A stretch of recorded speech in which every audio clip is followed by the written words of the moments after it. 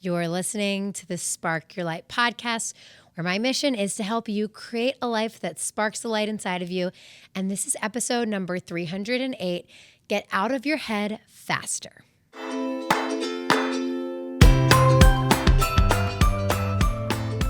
It's easy to spiral. It's easy to have one negative thought and all of a sudden you have 500. And I know because this happens to me. It happens to all of us. It's part of being human. But something that I've learned over the years is that as we master our mind and as we better understand navigating our emotions and regulating our emotions and better navigating the challenges that inevitably come up, we're able to move out of these downward spirals faster. So they happen for all of us. It's just a part of being human. But what you can do is you can work at reducing the length of those spirals. So I can think back 5, 8 years ago, my spirals would be days long. Like I would have days and days and days in a row where I was stuck on a really negative thought. I was so stuck. I felt like the whole world was ending. I was so lost. And I couldn't shake it for days. Whereas now it might be 20 minutes. And I feel that I've totally shaken it off. So with that progression in mind, I really wanted to share. I've tried many things. This is what works for me. Try it. Try it. And your goal is to reduce the time it takes. I also want to make a caveat here because it's easy to hear something on a podcast where it's like, I used to do this and now I do this and everything's easy for me now, which is total BS. And for you to think that that's the way it should be. Probably a couple weeks ago, I had a spiral that probably did last 2 days. Sort of. It was like the morning and then I felt better. And then the next morning, I still hadn't really worked through it all. And then the point is, some things are bigger things. Right? So we go through different things in our life. Let's imagine them as rocks. Sometimes we're going to pick up a little pebble, and that's our spiral that we're working with. And other times we're carrying a boulder. So it just depends what you're going through in life. It depends on so many things. So it's not to say like every spiral has to be X minutes, but it's just on average overall, are your spirals getting shorter? And if they are, that's a good thing. Number one, because who wants to spiral? And number two, because that means you're moving in the right direction in terms of managing your emotions and moving through them. So that all in mind, this is not a hard and fast rule. It depends on whether you're holding the pebble or the boulder in any given day. But when you do have a spiral, here are some tips that help. Number one thing you need to do is get it out of your head. So you're having racing negative thoughts. The best thing you can do is to get them from your head into the world. I prefer on paper because you can look at them and you can analyze them. And we're going to talk about that. But if you really are not a journaler, because some of you aren't, you could also say them out loud to a friend, a trusted, non-judgmental friend, or a therapist. Again, I prefer paper. I prefer journaling. That is my method, but do what works for you. So step one is get every thought out of your head. And the key here is stream of consciousness. Do not judge. Just anything that is going on in your head, put on the paper. Write it down or say it out loud or whatever it is, however you're getting it out. But everything out, no judgment, don't change it. Just let it be as is, everything you're thinking. Even if you know some of these thoughts are crazy, just get them all out. That's step one. Step two is kind of a multi-step process. So let's say step two, part A. Step two, part A is just looking at everything. Is there anything that needs to be debunked? This is a really big part of positive psychology and the concept of learned optimism, which I've talked about on this podcast before, but essentially learned optimism is the opposite of pessimism. And it is a mental strategy that was created by Dr. Martin Seligman, who's the founder of positive psychology, to help people move through negative thoughts and change the way they see situations. And one of the biggest pieces of learned optimism is actually questioning some of these thoughts and debunking them, proving them wrong. Because a lot of the time we have these thoughts that just aren't true. So when you brain dump all your thoughts, step 2, part A is, do any of them need to be debunked? Are any of them just not true? So you may have a thought, I'm not good at X. And then you may say, is that really true? Well, here are all the reasons that actually I am decently good at X. I've done this, I've done that, I've won this award, right? And just write down, okay? It could be just insecurity coming up.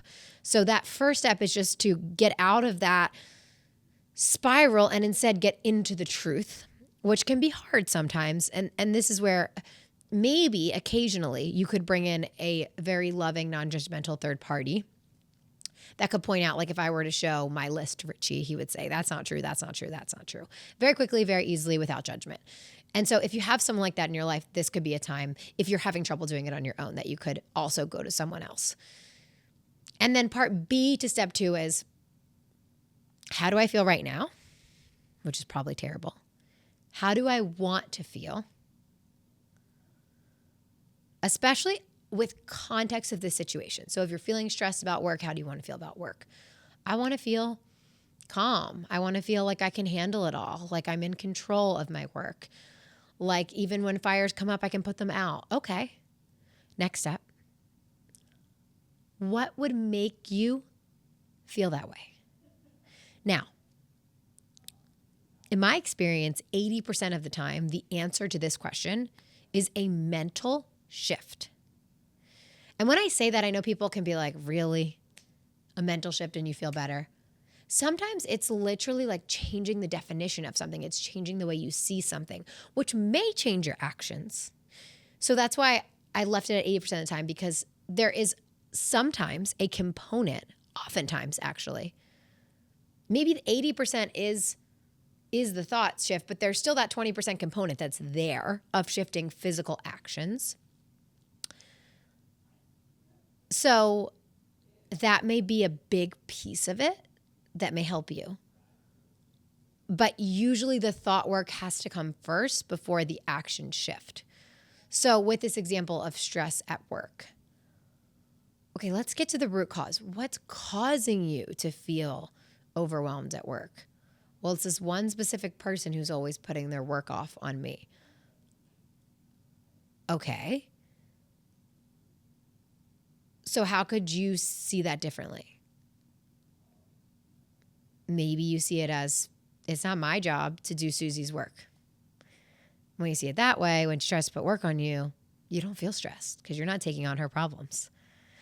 And that's the thought shift. Maybe the action shift is addressing it with Susie and maybe a manager that, hey, I'm really busy with my own work. I know Susie's got her work. I'm happy to answer questions, but I can't do Susie's work for her. If she can't do her work, maybe this isn't the right job for her. Totally made up situation, but I'm using this as an example of a thought shift, a perspective shift on how you see a situation, which can pair with an action shift. So when you do that, oftentimes it feels so much less overwhelming, or whatever that negative feeling is that was causing you to spiral in the first place. So at the end of this step, you want to conclude, what is the thought shift? There's usually always one. And then is there a complementary action shift? And what, if so, what is it? And then step 3 is to implement both the thought shift and the action shift. So I know it sounds funny because you're like, how do you implement the thought shift? You literally start seeing things with that new lens. It's like you put on glasses and you have a different definition of this situation that was causing you to feel some kind of negative emotion.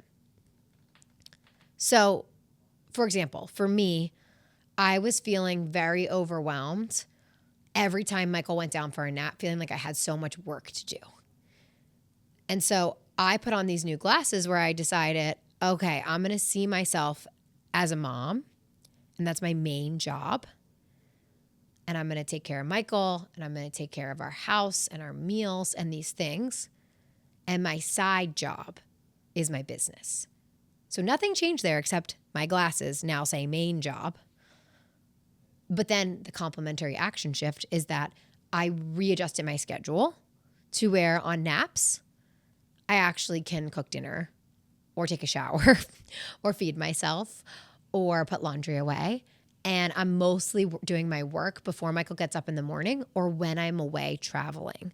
Since I travel so frequently, I can bulk my work together and do most of it while I'm away or before he gets up in the morning. So once I start my day as mom, I can be mom. And that's what works for me. Now, how did I implement that shift? I just put on those glasses. I just decided I am mom. I don't need to think about work right now. And I was like, oh, okay. So then this gets me to the final step. And this step is just a check-in to see if you've shifted or not. So if you've shifted, then this sounds so funny, so simple, yet so many times I've ignored this. If you've truly shifted, you will feel better. If you haven't shifted, you will not. So remember I told you about at the beginning of this episode that I kind of had a 2-day spiral recently. It was like I was spiraling and then I kind of like felt a little better, was distracted, whatever. But then I realized that I actually didn't feel better. And then the next morning I had to deal with all that. So this recognition that I didn't actually feel better was a sign that I didn't actually shift. Or maybe the shift didn't work. Like that perspective isn't resonating with me. Maybe I need a different shift. Maybe there's something that I haven't worked through yet. Or I just haven't fully put it on. I haven't made that change. You haven't called that person or changed your schedule or done the thing you need to do to implement the shift, the action part, whatever it is. But don't walk away from this process until you actually feel better. You're going to feel a peace and wholeness in your gut. And when you feel that, it's literally like a sigh of relief. You know you've shifted. So that's your final check. When you get to that place, you've done it. Like I said before, there's no one-size-fits-all approach. But just remember, when you follow this process, when you start to really dig into those thoughts, when you start to shift your perspective and understand what works for you and what doesn't, those spirals will get shorter and shorter and shorter. And it's so nice to just look back and think, wow, I was just totally spiraling. And 5 years ago, that would have set me off for days, but it actually only set me off for 10 minutes. That is an amazing feeling. It comes from doing the inner work. You now have a format. Try it. See what works for you. Adopt the things that really resonate. Leave the things that don't. We're all forging our own path and what works specifically for us. And there's no one way that's going to be best for you. But I hope these tools can be helpful in your journey of finding what works best for you. Thanks so much for tuning in to today's episode of the Spark Your Light podcast. And I will catch you in the next one.